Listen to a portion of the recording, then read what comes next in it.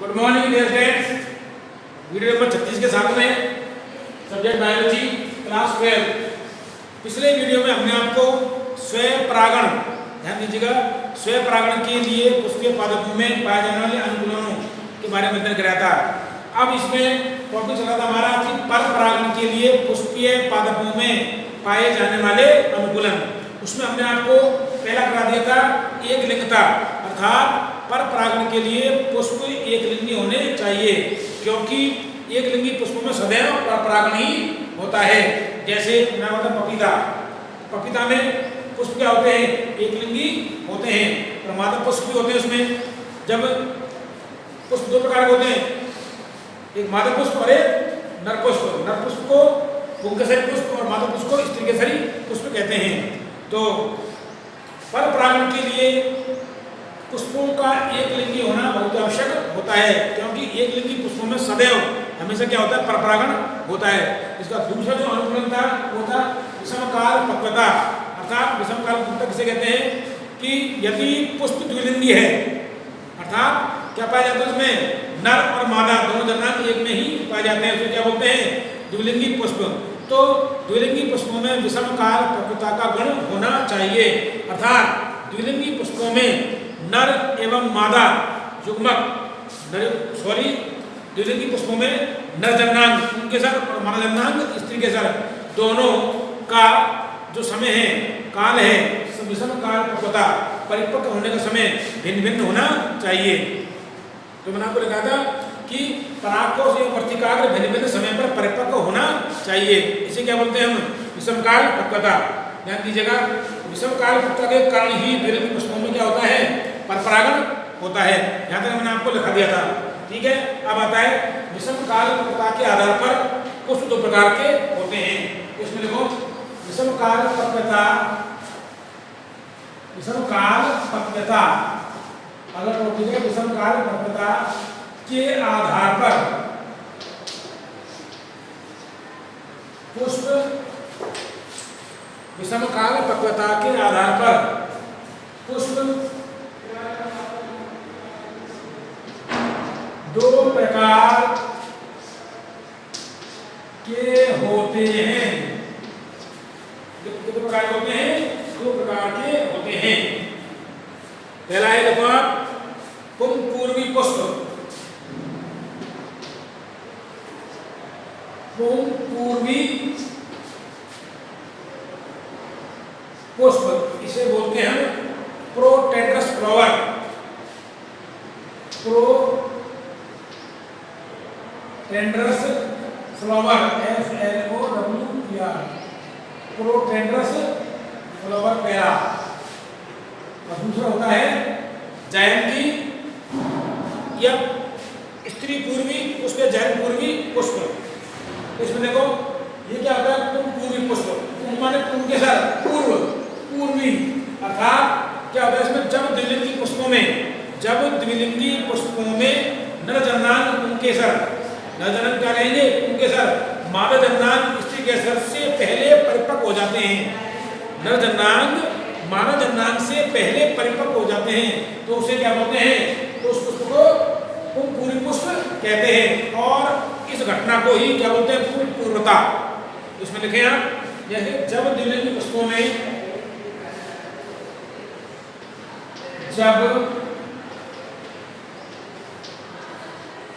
द्विलिंगी पुष्पों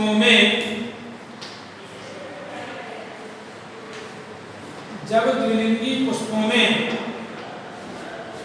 क्या होता है, नर जन्मांग पुष्पों में नर जन्मांग पुंकेसर, नर जन्मांग पुंकेसर, मादा जन्मांग क्या कहेंगे, मादा जन्मांग को स्त्रीकेसर, मादा जन्मांग स्त्रीकेसर से पहले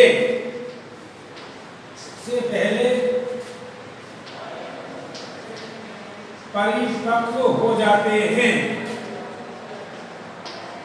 परिपक्व हो जाते हैं, तो उसे से परिपक्व हो जाते हैं तो उन्हें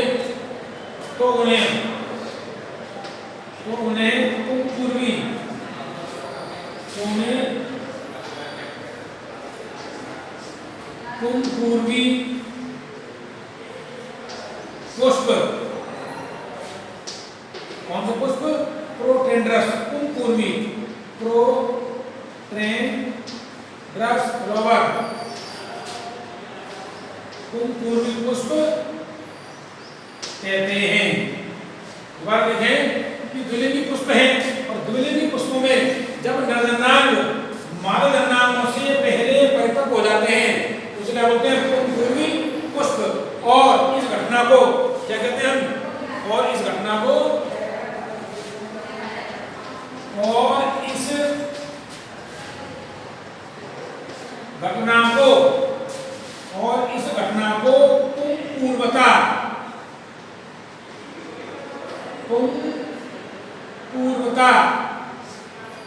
पुंपूर्वता क्या कहेंगे? पुंपूर्वता, प्रोटेंड्राइट,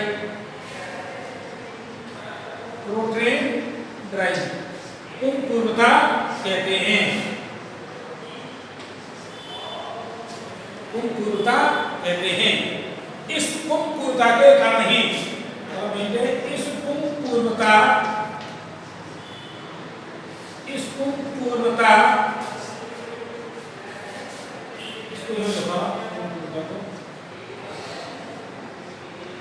पुंपूर्वता के कारण ही पुष्पीय पादपों में परागण होता है। कारण ही पुष्पीय पादपों अर्थात आवृतबीजी पादपों, पुष्पीय पादपों में पर परागण होता है। तो गौर फरमाइएगा कि पुंपूर्वी पुष्प अर्थात द्विलिंगी पुष्पों में ये ऐसे पुष्प होते हैं जिनमें नर जनांग मादा जनांगों से पहले परिपक्व हो जाते हैं। क्या कहलाते हैं? पुंपूर्वी पुष्प कहलाते हैं। और पुष्पों के इस गुण को या घटना को ही पुंपूर्वता कहते हैं। और इस पुंपूर्वता के कारण ही पुष्पीय पादपों में सदैव क्या होता है? परागण होता है। क्यों? कि पुंकेसर ऊपर बढ़ जाएंगे तो उससे दूसरे परागण आ जाएंगे, उसके ऊपर खुद के परागण नहीं आएंगे। और किसी दूसरे पुष्प के परागण आ जाते हैं तो क्या कहलाता है? वो परागण कहलाता है। ध्यान देना। तो ये पुष्पीय पादपों में विकसित की गई अनुकूलन है। इसके बाद में आता है आपको स्त्री पूर्वी। इसका एग्जाम्पल देख सकते हैं आप, जैसे कैप्सुला। एग्जाम्पल इसका कैप्सुला, कपास आदि। कैप्सुला, कपास आदि। कैप्सुला, कपास आदि।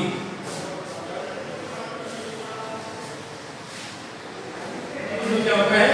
पुंपूर्वता पाई जाती है। अब आते हैं आपके स्त्री पूर्वता। दूसरे एग्जाम्पल है आपके जायंती पूर्व स्त्री पूर्वता। कार्य पड़ता का दूसरा प्रकार है स्त्री पूर्वी पुष्प। स्त्री पूर्वी या हम ये भी कह सकते हैं जायंत पूर्वी। जायंत पूर्वी पुष्प,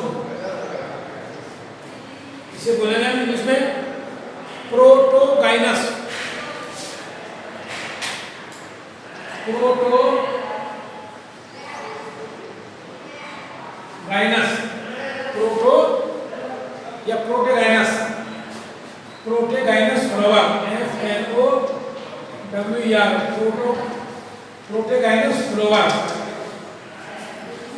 और प्रोटे क्या कहेंगे इसको?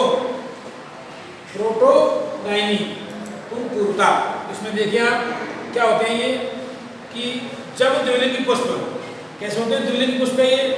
जब द्विलिंगी पुष्पों में मादा जनांग, क्या कहेंगे उसको हम? स्त्री के शरीर अंडक। मादा जनांग नर जनांगों से पहले परिपक्व हो जाते हैं। उल्टा हो जाएगा उसका। नर जनांगों से मतलब पुंकेसर से पहले परिपक्व हो जाते हैं तो उन्हें स्त्री पूर्वी या जायंत पूर्वी पुष्प कहते हैं। और इस घटना को ही क्या बोलते हैं, स्त्री पूर्वता या जायंती पूर्वता कहते हैं। ये पाई जाती है पीपल है, बरगद है और अशोक आदि के वृक्षों में या आदि के वृक्षों के पुष्पों में पाई जाती है। इस स्त्री पूर्वता के कारण ही इन पादपों में सदैव क्या होता है, परपरागण होता है। आप इसे लिखें कि जब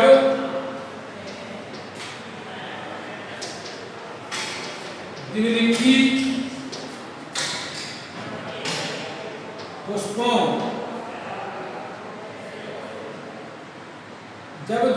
पुष्पों में मादा जननांग में स्त्री केसर, क्या कहते हैं मादा जननांग को, स्त्री केसर। स्त्री केसर मादा जननांग नर जननांगों, नर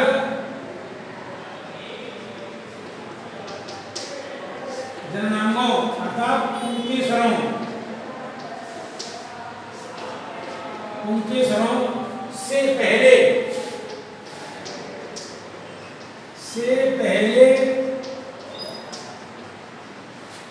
परिपक्व हो जाते हैं तो उन्हें स्त्री पूर्वी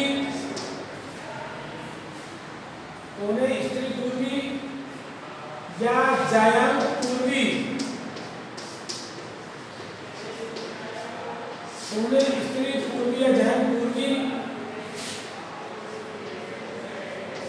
पुष्प कहते हैं। और इस घटना को स्त्री पूर्वता या जायंत पूर्वता, स्त्री पूर्वता या जायंत पूर्वता में प्रोटोगाइनी कहते हैं। प्रोटोगाइनी कहते हैं।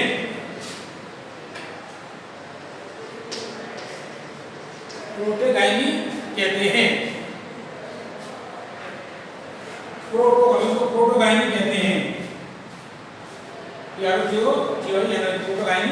क्या कहते हैं कि जब द्विलिंगी पुष्प में अर्थात द्विलिंगी पुष्प होते हैं जिनमें नर और मादा जननांग दोनों पाए जाते हैं।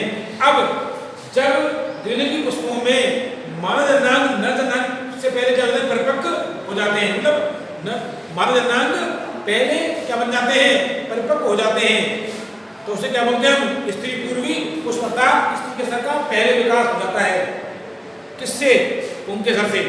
तो क्या कहलाते हैं, स्त्री पूर्वी पुष्प कहलाते हैं। और पुष्पों में जो ये घटना होती है उसे क्या बोलते हैं हम, स्त्री पूर्वता या जायंत पूर्वता कहते हैं।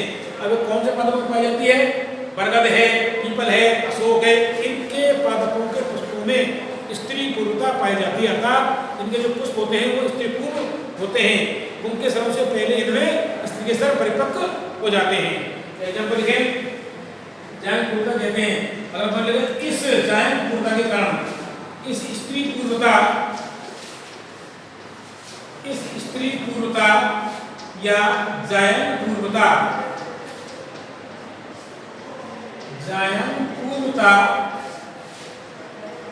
के कारण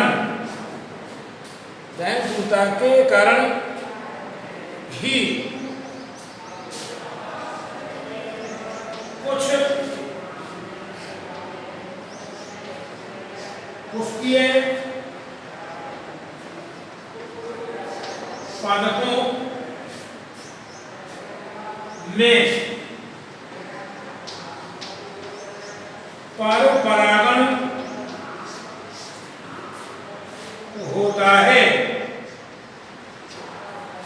उदाहरण देखें, उदाहरण जैसे बरगद, हाइपस बेंगलियनसिस, पीपल, फाइकस रिलीजियोसा और अशोक। अशोक का बॉटम नेम क्या है? सारा इंडिका। अशोक आदि पादपों के पुष्पों में स्त्री पुरुषता पाई जाती है। तो ध्यान दीजिएगा, ये विषम काल प्रकृता दो प्रकार की होती है, पुंपुरुता और स्त्री पूर्वता। स्त्री पूर्वता में मानव जनांगों का विकास नरजनांगों से पहले होता है, जबकि पुंपुरुता में नरजनांगों का विकास मानव जनांगों से पहले हो जाता है। मतलब एक दूसरे के अपोजिट हैं। ध्यान दीजिएगा। इसके बाद में आता है आपको जो तीसरा अनुकूलन है, पुष्पीय पादपों में परपरागण का, वो आ जाता है आपके स्वयं बंध्यता या स्वयं अयोग्यता। कौन सा आएगा? स्वयं बंध्यता या स्वयं अयोग्यता। तीसरा बहुत इंपॉर्टेंट है ये। परिभाषा पूछी जाती है कि समकाल प्रकृता किसे कहते हैं, भिन्नकाल प्रकृता किसे कहते हैं, समकाल प्रकृता किसे कहते हैं, एक लिंगता किसे कहते हैं। प्रश्न में परिभाषा पूछ जा सकती है, ध्यान। और स्वयं अयोग्यता या स्वयं बंधता किसे कहते हैं? तो देखो, स्वयं अयोग्यता, स्वयं अयोग्यता, इसका दूसरा नाम है स्वयं बंध्यता। स्वयं बंध्यता, स्वयं अयोग्यता है स्वयं बंध्यता। तो बोलते हैं सेल्फ स्टेरिलिटी, सेल्फ स्टेरिलिटी, स्वयं बंध्यता, स्वयं बंध्यता। दोबारा लेंगे इसको टॉपिक को,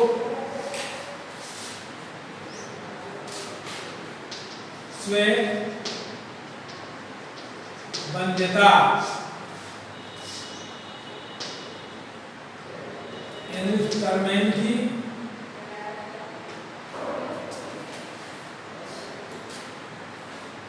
बोलेंगे हम सेल्फ स्टेरिलिटी।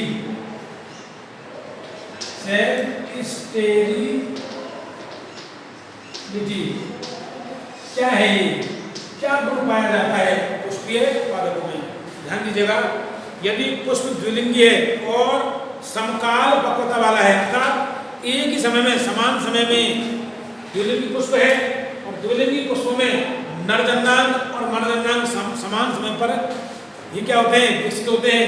तो उनमें स्वयंपरागण होना चाहिए ना, वो समान समय पर हो रहे हैं तो स्वयंपरागण होना चाहिए। लेकिन किन्हीं कारणवश, ध्यान दीजिएगा, किन्हीं कारणवश क्या हो जाता है कि उनमें अवरोध उत्पन्न हो जाता है, आनुवंशिकी अवरोध। ध्यान दीजिएगा, पुंकेसर और स्त्रीकेसर के मध्य में, तो उसे क्या बोलते हैं हम? स्वयं अयोग्यता या स्वयं बंध्यता। या फिर ये भी कह सकते हैं कि हेटेरोगेनी प्रकार का एक हो गया ये। इसमें एक चीज और आती है कि ध्यान दीजिएगा, पुष्प द्विलिंगी है और समकाल पक्वता वाला है, समकाल पक्वता वाला है, अर्थात नर और मादजनांग दोनों क्या होते हैं? समान समय पर विकसित हो रहे हैं। तो यदि परागकण वर्तिका पर पहुंच भी जाते हैं तो उनमें आनुवंशिक कारणों से परागण नहीं होता है। इसे क्या बोलते हैं हम? स्वयं बंध्यता। अर्थात परागकण क्या दर्शाते हैं? बंध्यता, स्वयं बंध्यता दर्शाते हैं। इसमें की परिभाषा लिखा एक बार इसकी, तो लिखिए स्वयं बंध्यता की क्या परिभाषा देखिए। जब द्विलिंगी और समकाल पक्वता वाले, जब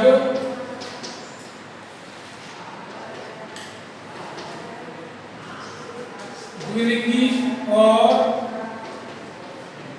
समकाल पक्वता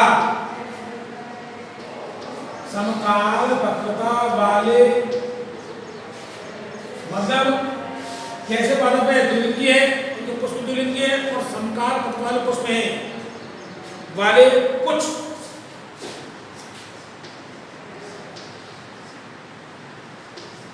पुष्पीय पादपों वाले, कुछ पुष्पीय पादपों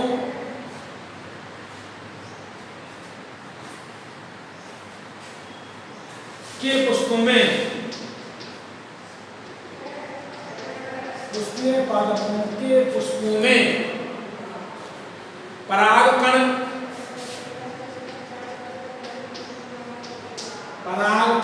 अपने ही अपने ही पुष्प के वर्तिकाग्र, अपने ही पुष्प के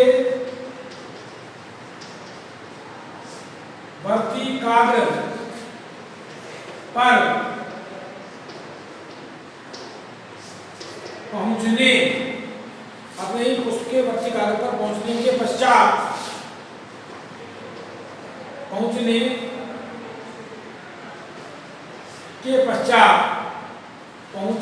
के पश्चात किन्हीं आनुवंशिक कारण से, किन्हीं आनुवंशिक कारण से क्या कहते हैं, अंकुरित नहीं हो पाते, कारण से अंकुरित नहीं हो पाते, नहीं हो पाते हैं, तो इस घटना को, तो इस घटना को स्वयंबद्धता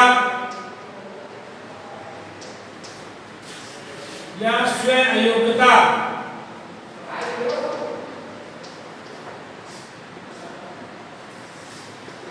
कहते हैं, कहते हैं।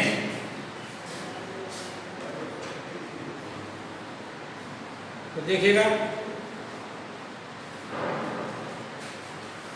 जब द्विलिंगी और समकाल पत्राल कुछ पुष्प के पादपों, ऐसा किस्म होता है जैसे अंगूर है, सेब है, चाय और आर्किड्स पादपों में ऐसा होता है, मुझे पता पैसिफलोरा। तो इसमें क्या होता है, ध्यान दीजिएगा, मान लीजिए एक पुष्प ये है और एक पुष्प ये है, समझ ध्यान दें इसको, दोनों में स्त्री केसर और पुंकेसर, ध्यान दीजिएगा, इसके परागकण इस पर भी पहुंच जाते, मतलब एक पुष्प है, दोनों नहीं एक पुष्प है, एक पुष्प में मान लीजिए ये स्त्री केसर है और ये पुंकेसर है, ठीक है, तो पुंकेसर से परागकण यहाँ पहुंच तो जाएंगे लेकिन अंकुरित नहीं हो पाते हैं, किन्हीं आनुवंशिक कारणों से। एक पुष्प है अर्थात द्विलिंगी पुष्प है और समान समय पर स्त्री केसर और पुंकेसर दोनों क्या हो रहे हैं, विकसित हो रहे हैं, दोनों क्या हो रहे हैं, विकसित हो रहे हैं, किंतु पुंकेसर जो पराग से परागकण है यहाँ पहुंच भी रहे हैं, पहुंच भी गए, लेकिन क्या होते हैं, किन्हीं आनुवंशिक कारणों से अंकुरित नहीं हो पाते हैं। जैसे आप डायग्राम को देखें, बताऊंगा आपको कि जब द्विलिंगी और समकाल वाले कुछ पुष्पीय पादपों के पुष्पों में परागकण अपने ही पुष्प के वर्तिकाग्र पर पहुंचने के पश्चात आनुवंशिक कारण से अंकुरित नहीं हो पाते हैं, तो इस घटना को क्या बोलते हैं, स्वयं अयोग्यता। क्या कहते हैं इसको, स्वयं अयोग्यता या स्वयंबद्धता कहते हैं। इस स्वयं अयोग्यता क्या होता है, ये पैतृक गुण होता है जो एक जीन के द्वारा नियंत्रित होता है, किस द्वारा नियंत्रित होता है, जीन के द्वारा। तो ये किसमें पाया जाता है, पैसिफलोरा, अंगूर और सेब, चाय आदि पादपों के पुष्पों में पाया जाता है। इसको एक डायग्राम द्वारा देखना हम लोग स्वयंता को मान लीजिएगा, तो ये पुष्प है, ये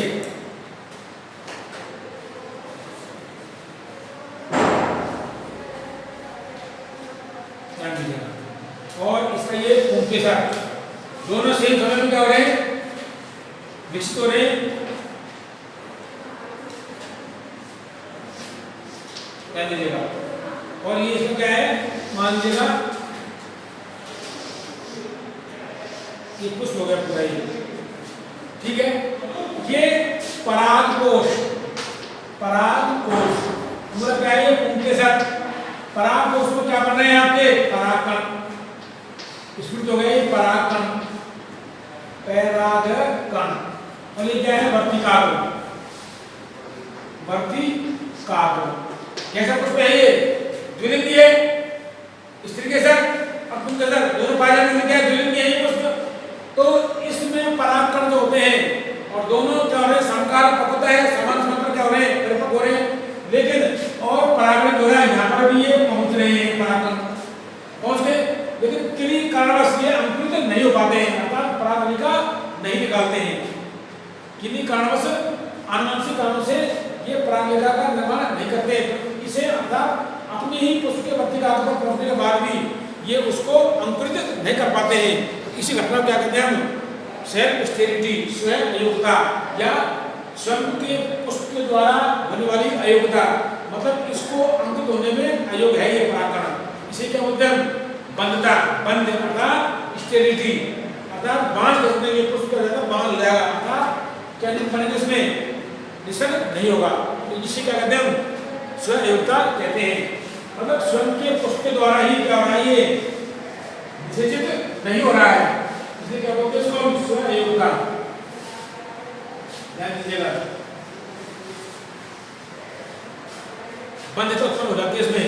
आगे देखिएगा, यह स्वयं अयोग्यता एक पैतृक गुण होता है जो कुछ जीवों द्वारा नियंत्रित होता है। तो इसमें देखो स्वयं अयोग्यता, स्वयं अयोग्यता एक पैतृक और जन्मजात पैतृक गुण होता है जो जीन द्वारा, इसके द्वारा, जीनों के द्वारा, जो जीन द्वारा नियंत्रित होता है, जो जीन द्वारा नियंत्रित होता है,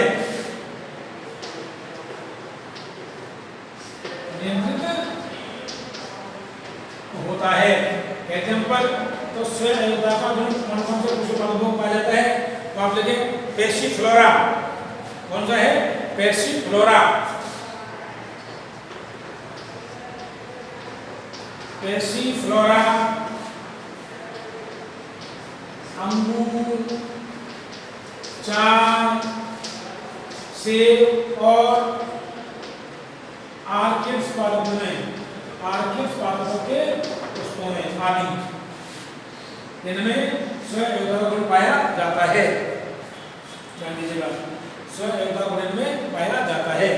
कौन कौन से हैं ये? कि पैसिफ्लोरा, अंगूर, चाय, सेब और आर्किड्स। ध्यान दीजिएगा, इस प्रकार की स्वयं अयोग्यता इन पादपों में पाई जाती है। इसके बाद में आता है आपको अवरुद्ध परागणता या हर्कोगेमी। हर्कोगेमी, अवरुद्ध परागणता। चौथा जो पर परागण के लिए अनुकूल है वो देता है आपको अवरुद्ध परागणता। अवरुद्ध परागणता से बोलेंगे हर्कोगेमी, हर्कोगेमी,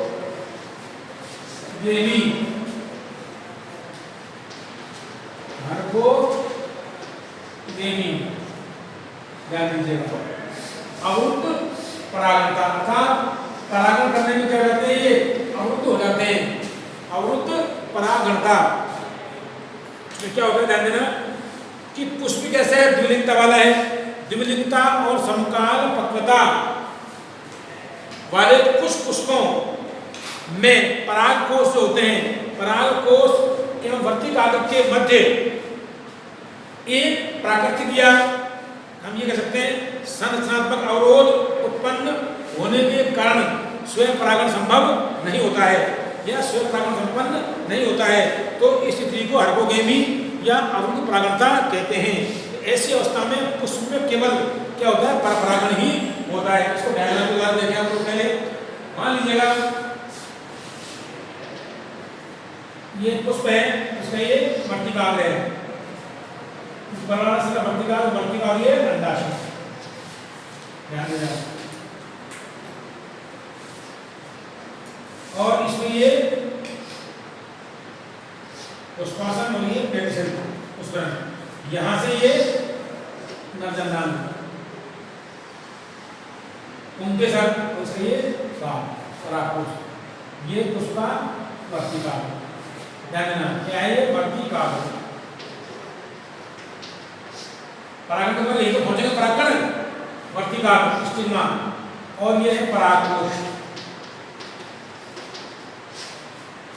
इन दोनों के मध्य में ऐसा प्राकृतिक या रचनात्मक अवरोध उत्पन्न हो जाता है, अवरोध या किसी भी रूप में, जिससे इसके जो परागकण है यहाँ पर नहीं पहुंच पाते हैं।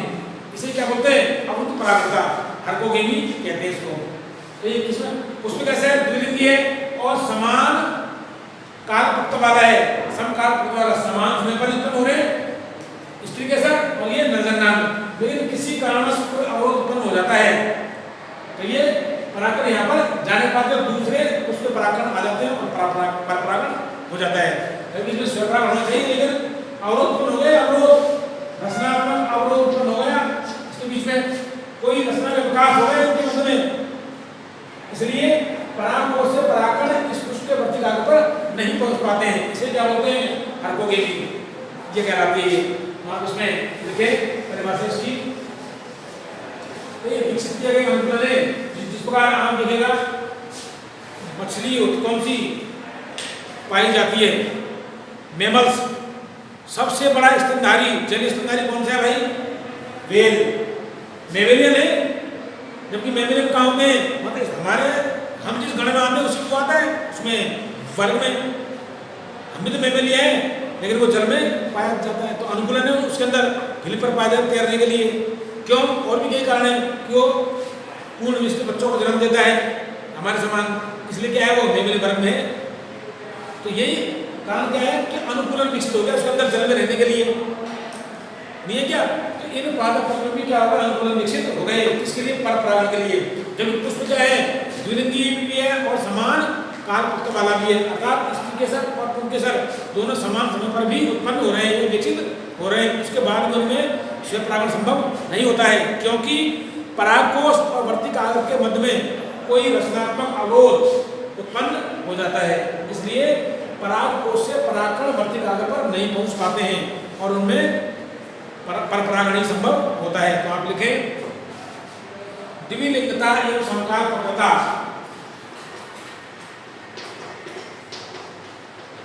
द्विलिंगता एवं समकालपत्रता वाले कुछ पुष्पों में वाले कुछ पुष्पों में परागकोश एंथर, परागकोश एवं वर्तिकाग्र, ये भी कहते हैं कि पुंकेसर और स्त्रीकेसर, परागकोश एवं वर्तिकाग्र के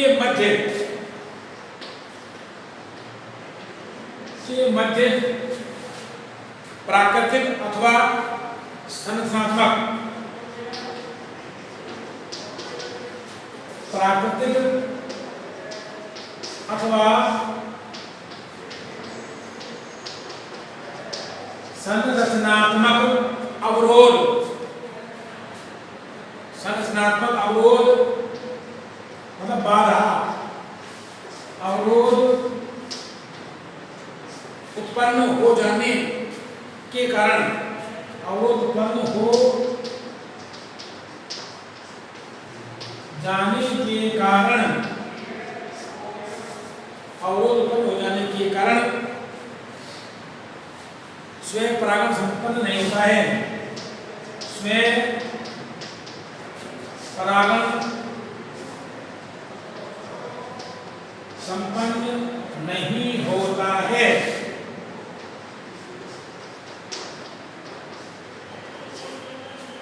और आगे बीच में क्या है कि द्विलिंगता वाला पुष्प है और समकालपत्रता वाला पुष्प है, अर्थात नर और मादा नर दोनों पाए जाते हैं उसमें और समान समय पर क्या हो रहे हैं? परिपक्व हो रहे हैं। तो द्विलिंगता और समकालपत्र वाले कुछ पुष्पों के परागकोश एवं वर्तिकाग्र के मध्य प्राकृतिक अथवा संरचनात्मक अवरोध उत्पन्न हो जाने के कारण स्वपरागण संभव नहीं हो पाता है। तो इस ऐसी स्थिति को नहीं होता है, तो ऐसी स्थिति को या घटना को, तो ऐसी स्थिति को अवरुद्ध परागणता, अवरुद्ध परागणता में हार्कोगेमी कहते हैं, अवरुद्ध परागणता कहते हैं। इस अवरुद्ध परागणता के कारण मतलब इस अवस्था में, तो ऐसी अवस्था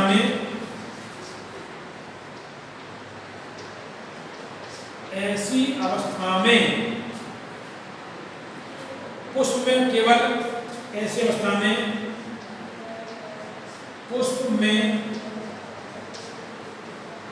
केवल पर परागण ही संपन्न होता है। तो ऐसी अवस्था में हार्कोगेमी की अवस्था में पुष्प में केवल पर परागण ही संपन्न होता है, संभव होता है। तो पर परागण ही संभव होता है, पर परागण ही संभव होता है। एग्जाम्पल लिखें तो प्राकृतिक या रचनात्मक अवरोध हो जाता है दोनों के मध्य में, स्त्री के सर और पुरुष के मध्य में, या परागकोश और वर्तिकाग्र के मध्य में। अब देखिएगा ऐसा किसमें होता है, देखो ध्यान से, ऐसे कौन से पुष्प के पादप जिसमें ऐसा होता है, तो आपको ग्लोरियोसा नामक पादप के परागकोश जो होते हैं, और तो और कैलोट्रोपिस देखा होगा आपने, फटते हैं बहुत दूर जाकर गिरते हैं, तभी तो आंकड़ा जगह जगह पाया जाता है। आंकड़े में नहीं होते क्या जो उठते हैं, आप क्या कहते हैं भूतन को नहीं कहते क्या, तो उसमें क्या दूर जाकर गिरते हैं और जगह जगह आंकड़ा उत्पन्न हो जाता है। तो आंकड़े में भी क्या होता है, ऐसी अवरुद्ध परागणता पाई जाती है। देखिएगा तो एग्जाम्पल लिखे हम लोग, जैसे ग्लोरियोसा पादप है ये, जैसे ग्लोरियोसा पादप के पुष्प, ग्लोरियोसा पादप के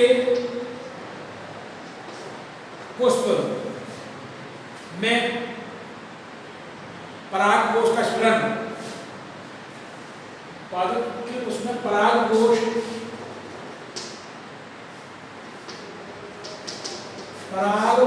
का स्फुटन कितनी तीव्र गति से होता है, कितनी तीव्र गति से होता है कि कितनी तीव्र गति से होता है कि परागकण वर्तिकाग्र से, परागकण वर्तिकाग्र से दूर जाकर गिरते हैं, परागकण वर्तिकाग्र से दूर जाकर गिरते हैं। अब परागकण वर्तिकाग्र से दूर जाएंगे तो उसमें स्वयं परागण नहीं होगा, किसी दूसरे परागकण उस पर आ जाएंगे,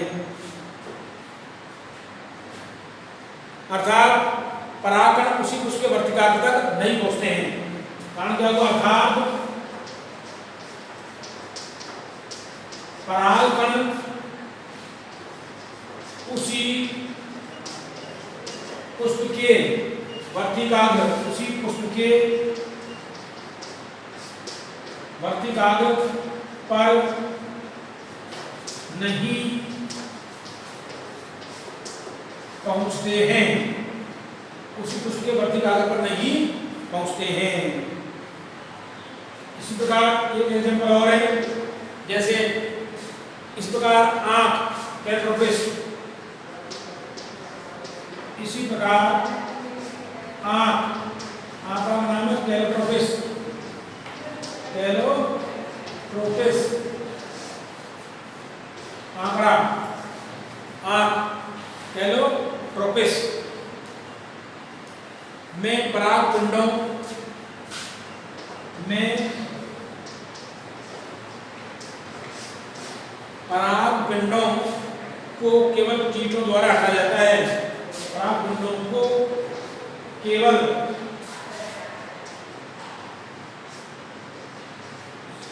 कीटों द्वारा हटाया जाता है।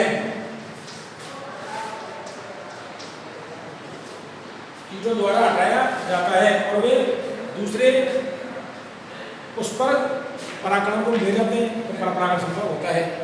तो ये परपरागण के लिए क्या होते हैं अनुकूलन थे। एक और आदर्श विषमवर्तिकात्व। पांचवा जो है आपके विषमवर्तिकात्व हेटेरोफिली। विषमवर्तिकात्व ध्यान दीजिएगा।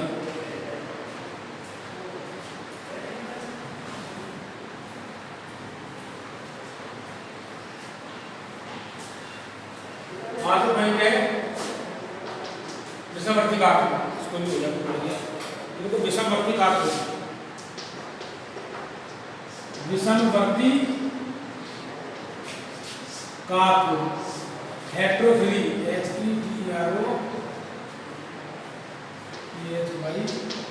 हेटेरोफिली। इसमें क्या होता है ध्यान देना कि कुछ द्विलिंगी पुष्पों के पुंकेसर व स्त्रीकेसर की लंबाई में क्या होता है बहुत अधिक अंतर पाया जाता है। स्त्रीकेसर एवं पुंकेसर की लंबाई में क्या पाया जाता है बहुत अधिक अंतर पाया जाता है जिसके कारण इनमें परपरागण संभव होता है। इसमें देखें कुछ पादपों या द्विलिंगी पुष्पों कुछ द्विलिंगी पुष्पों के पुंकेसर के पुंकेसर एवं स्त्रीकेसर की लंबाई पुंकेसर एवं स्त्रीकेसर की लंबाई में बहुत अधिक अंतर पाया जाता है। बहुत अधिक अंतर पाया जाता है जिसके कारण उनमें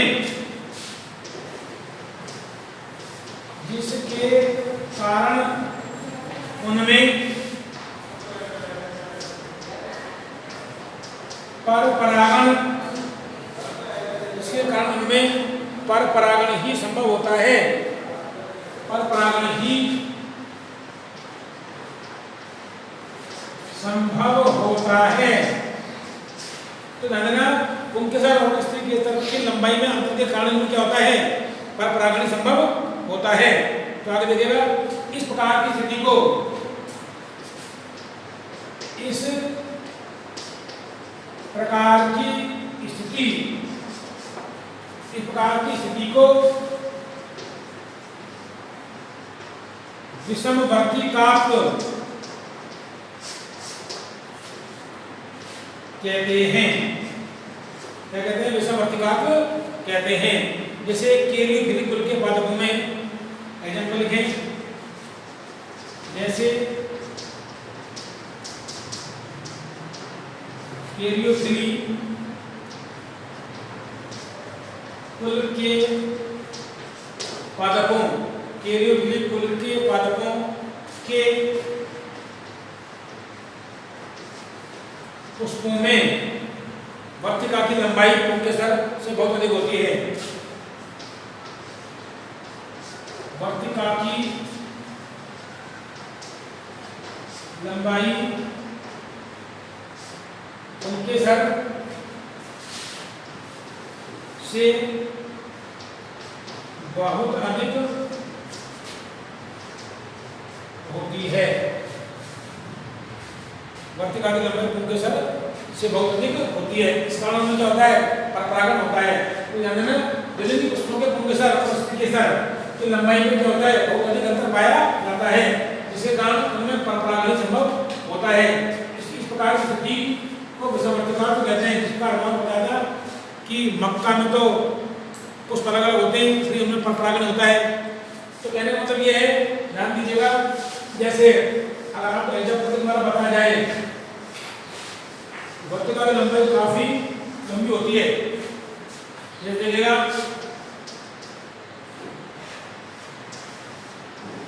तो ये वर्तिका बहुत लंबी होती है और पुष्प के अलग अलग छोटे हो जाते हैं। तो यहाँ पर पहुंच नहीं पाते हैं। दूसरे पराग उसके क्या आते हैं परागकण आते हैं। तो परपरागण संभव होता है। तो ये कुछ परपरागण के लिए पुष्प पादपों का अनुकूलन थे। ये टॉपिक पूरा होता है। धन्यवाद।